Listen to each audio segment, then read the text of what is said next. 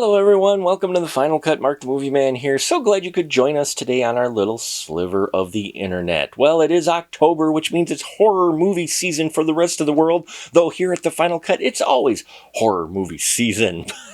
So today we are taking a look at a horror comedy, or I should mostly put it as a comedy horror film that just recently premiered on the festival circuit, and it's called Hawk and Rev Vampire Slayers. Yes, this is written, directed, and stars Ryan Barton Grimley as Hawk, a gentleman who's an ex-army vet who was discharged and thrown in jail for staking his roommate, thinking his roommate was a vampire. Well, now Hawk is out and he is a night watchman at an abandoned warehouse. At least that's the way it feels anyway.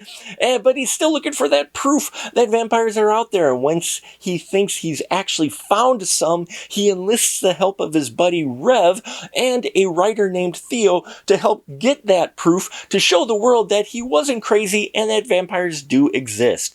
Is he crazy? Well, you're going to have to watch the film to find out.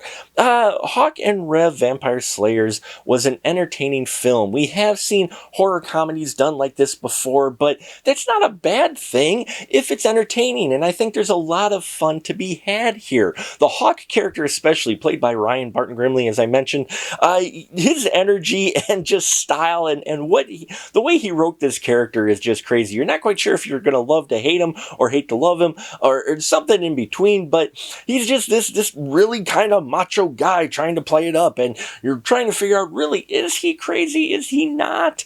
So they keep that enigma there going for a while, which I really appreciate, and it is a crazy character with some high energy. Now, the yin to Hawk's yang is Rev, played by Ari Schneider, and I really loved how Ari played this character. He is a chill dude, a mellow vegan guy, trying to find his chi and his zen and all of that, completely opposite of the Hawk character. And through most of the film, Rev maintains that balance in the universe between Hawk's extreme energy and his massive chill. So they do kind of complement each other, and I love the chemistry between these two, and they have some very funny scenes together. Theo is played by Jana Savage, and I loved her performance in here as well. She was kind of the grounding element of this trio, and the one that the audience can kind of get behind, as in, really, guys?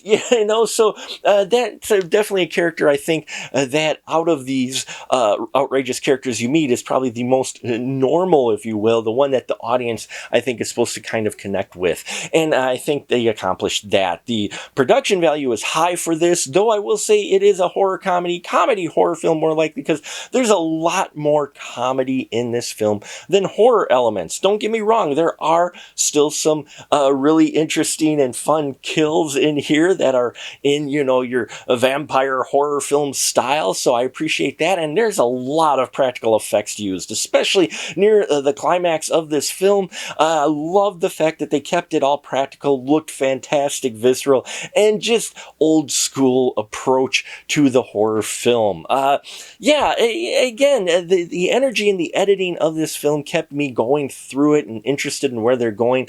The one twist that they had in there, I kind of saw coming, but I didn't see the other twist that they did with one of the characters, so that I appreciated too. So, again, middle of the road. It is not that's going to be a waste of your time by far, but it is not reinventing the wheel here either. It's playing to its strengths, and I think there's a lot of entertainment to be had here for a October evening. If you're looking to fill out your 31 days of horror, well, you're going to have to wait, because I don't think it's on video on demand yet, still on the festival circuit, but keep your eye peeled to those virtual festivals where it may be showing, because now, thanks, one thing that's coming out now is a lot more horror virtual festivals that more people can attend, so you can see interesting indie films like this one. So there you have it, folks. Thank you so much for listening to me ramble. Please subscribe if you haven't already. I thank you for your support. Wear your masks, and until next time, remember, keep that ticket stub.